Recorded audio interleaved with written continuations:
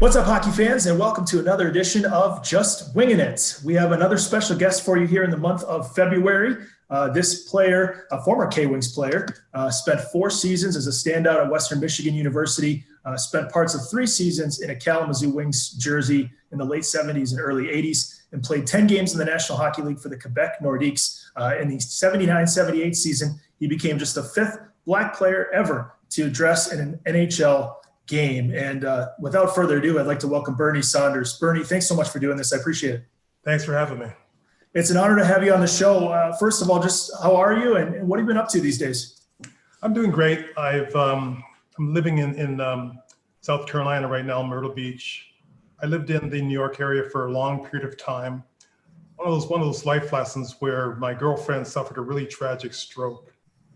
And so I became a full-time caregiver. And unfortunately, it became really, onerous and difficult on me. And so her family lived down here in Myrtle Beach. And so it made it kind of an easy decision to move down here so I can get some support from her family. I also hear that you're working on a book right now. Is that true? Where did that idea take flight, and what can readers expect? It's a long-winded answer because I think everybody knows my brother was John Saunders, became a legend at ESPN. He passed away in 2016 and was midstream through his own book. My brother unfortunately suffered through depression. And so it was his goal to kind of make depression awareness heightened and kind of bring it out of the closet, because especially for men and male athletes, it's something that nobody would talk about. And so he was really bought into this project of kind of coming out with this book about depression. Unfortunately, and as life would have it, he passed away, and the book was around 85% complete. And so when he passed away, I, of course, had to deal with the terrible loss of my brother, but I also had to pick up the project and then help finish his book for him. In so doing, and I think because he saw the world through a depressed lens, it was almost like we lived 2 different lives, because there's so many stories that he told and angles that he came from where I saw the world totally differently. And so it kind of inspired me to put pen to paper and tell my own story. I've always had interest in writing anyway, so I thought, well, let's give this a chance since I had retired. And the interesting thing that happened was when I wrote the story, I kept all the clippings from my career, and so I went back and did all my research and put it all on paper. And in addition, kind of as a sidebar, the other reason why I wanted to be published at that time was I was as a Black person, I was appalled at the idea that Willie OReilly was not in the Hockey Hall of Fame. And so I wanted to write this basically recount of my life, but also say, as a Black man, to me, it's just unbelievable that Willie OReilly is not in the Hockey Hall of Fame. Well, 2 things happened. One is I tried to peddle the book, and I got warm interest, but not a lot of interest. And then Willie OReilly got into the Hall of Fame, and so I felt that was good. It felt therapeutic having to write up my story and kind of air out all my complaints, type of thing.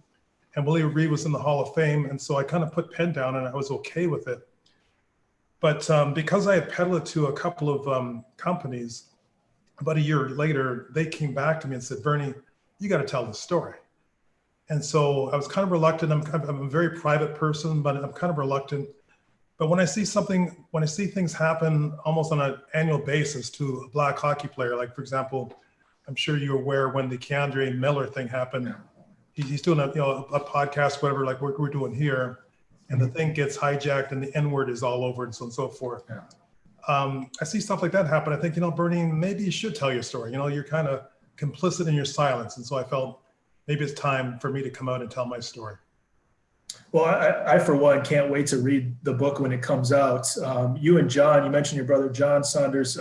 You guys have such an amazing story that I think a lot of people are looking forward to reading. You mentioned Willie OReilly. The Boston Bruins are retiring his number 22 this month, in the month of February. And I read in an article recently that when you and John were growing up in Quebec and in Ontario, at the time, you guys had never heard of Willie OReilly. And he was the first Black player to play in a National Hockey League game, 1958.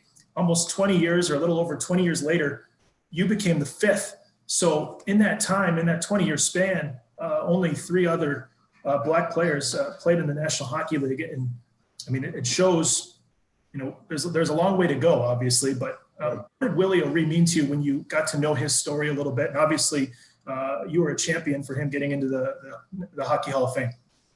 Well, I'm about to contradict myself because there's two sides to this, because Willie OReilly is the man. He's my hero, the first to skate in the NHL. And I suffered a lot of racial abuse when I played, in the mid to late 70s and early 80s. I can't imagine what Willie OReilly went through, in the mid 50s. And so to break the color barrier when he did is just a remarkable feat. And I'm just thrilled to see Mr. OReilly get all the accolades that he's presently getting.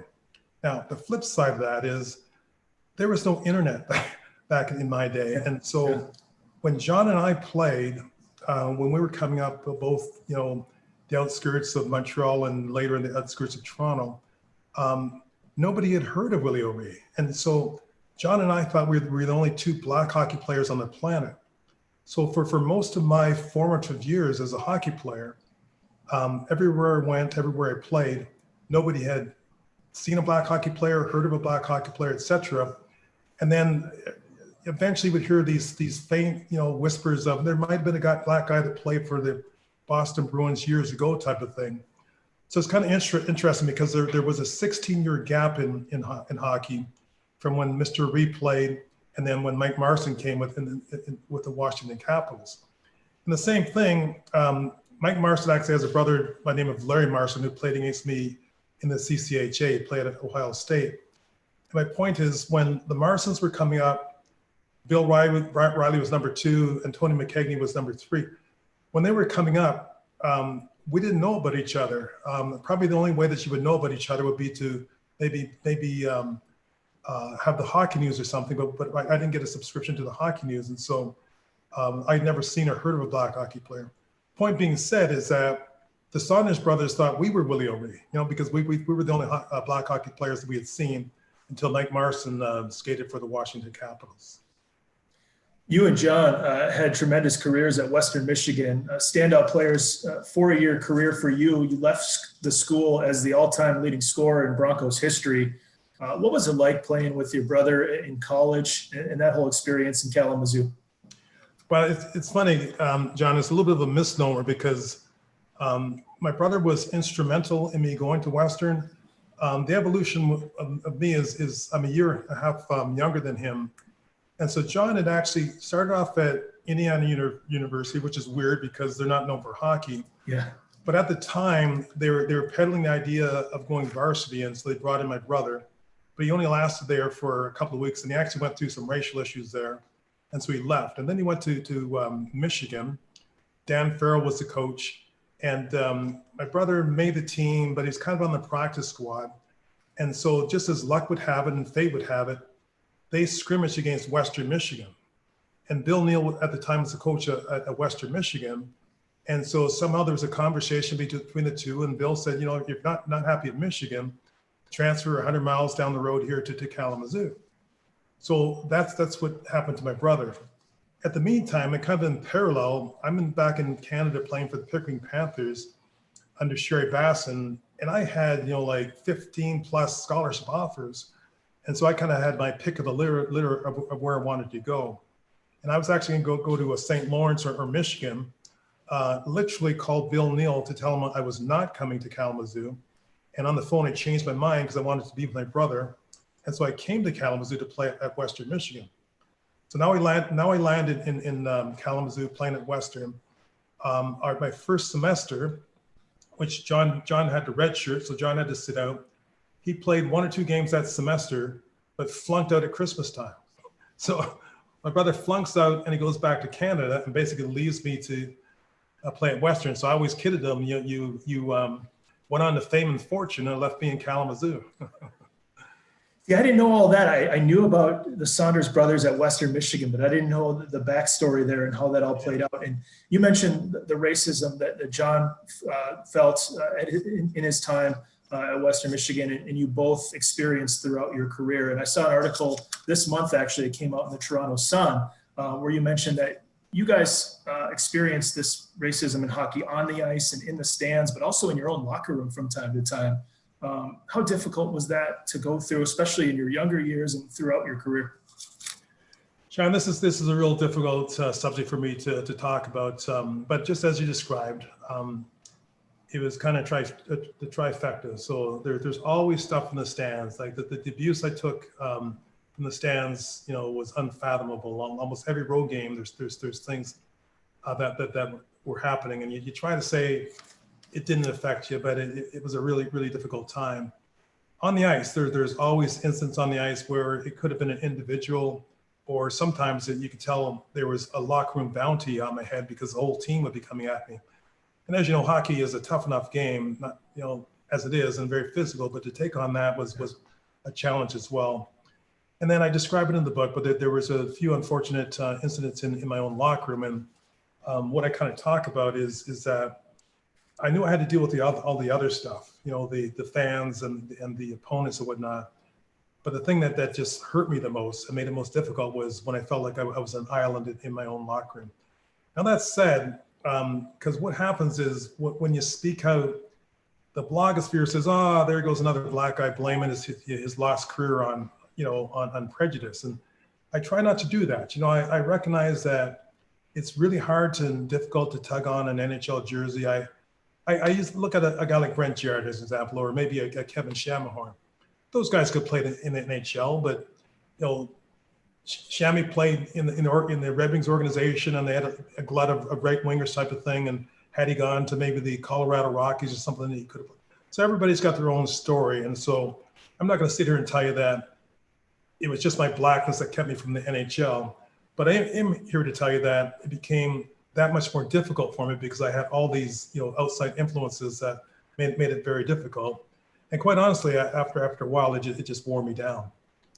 A two-part question on that. First of all, when you put on the jersey of the Quebec Nordiques and played in 10 NHL games in the province where you grew up, what was that like, especially when you debuted? And then on the flip side, as you mentioned, there were a lot of obstacles that you faced. How challenging were those to overcome? Because eventually, I believe you came back to Kalamazoo, made the decision to come back and play professionally in Kalamazoo.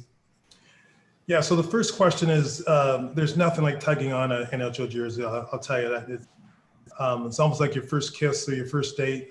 My first game was in the old Chicago Stadium. And I can remember the scene like it was today.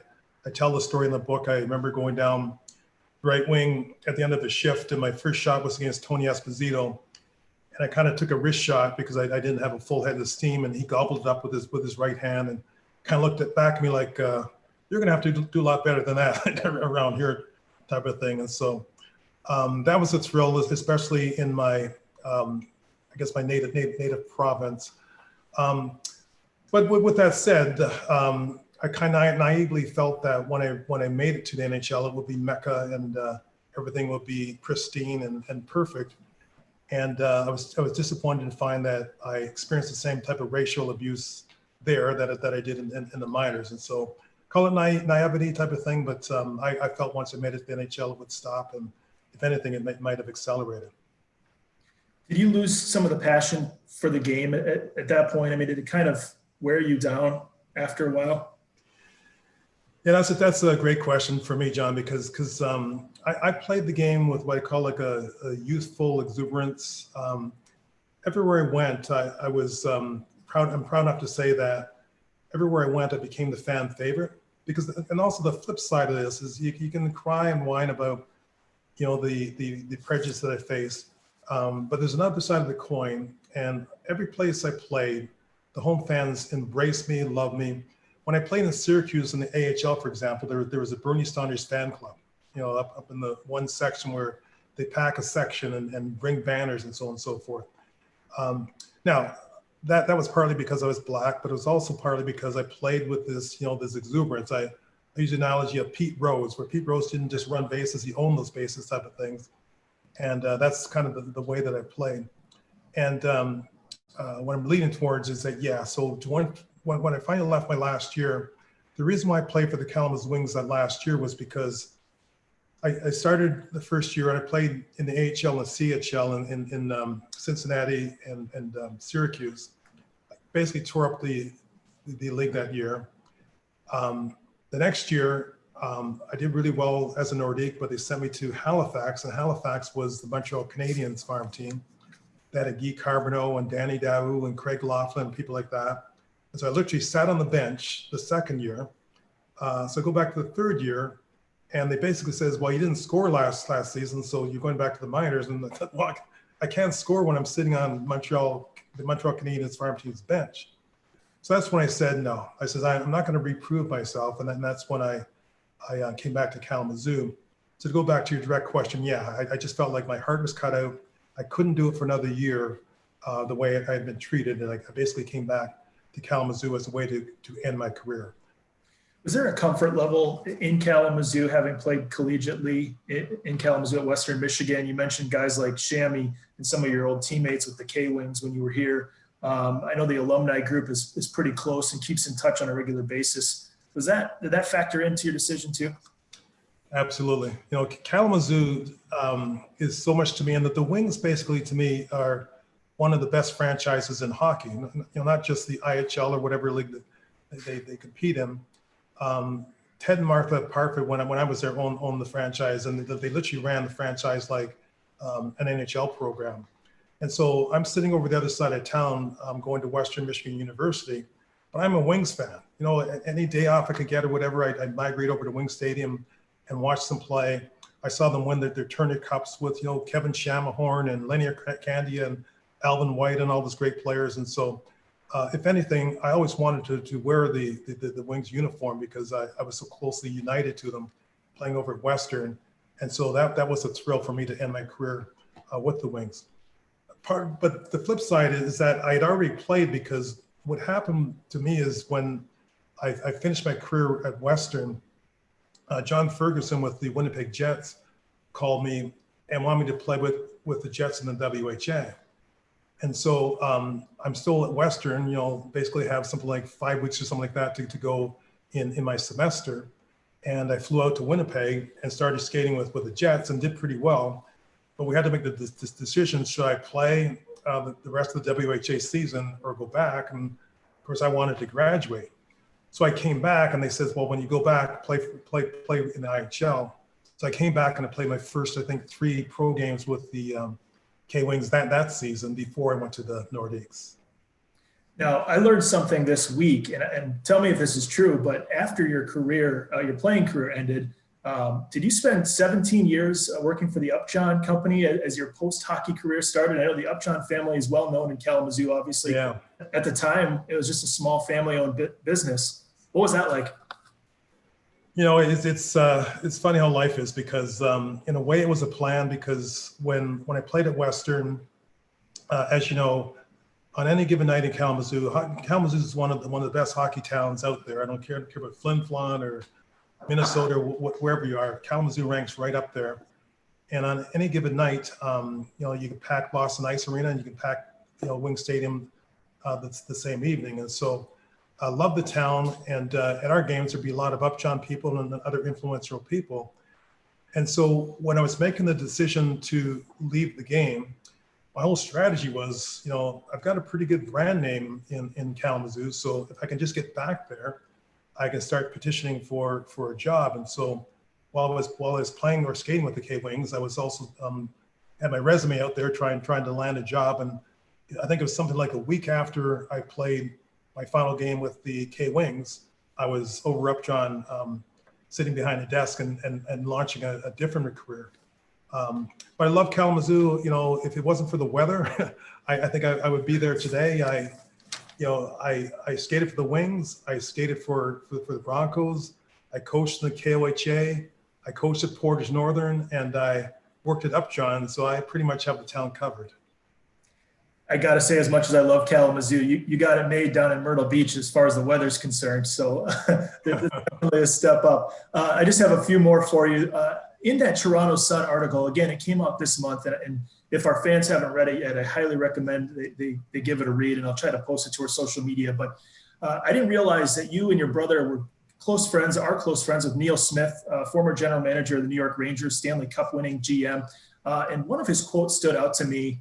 He said, and I quote, "Bernie should have had a long career. He's the most talented player, fastest skater, our best scorer." What did that mean to hear him say that? I know, again, you and your brother have a close friendship with him. Yeah, it was just wonderful. We're real close, but I got to be honest with you is that people ask me the same question. And whenever I do an interview, because I skated with Guy Carbonneau or Danny Dow or Craig Laughlin, as soon as I do the interview, they get off the phone and they call somebody else and say, what this guy have done? Yeah. John, I hate sports talk radio.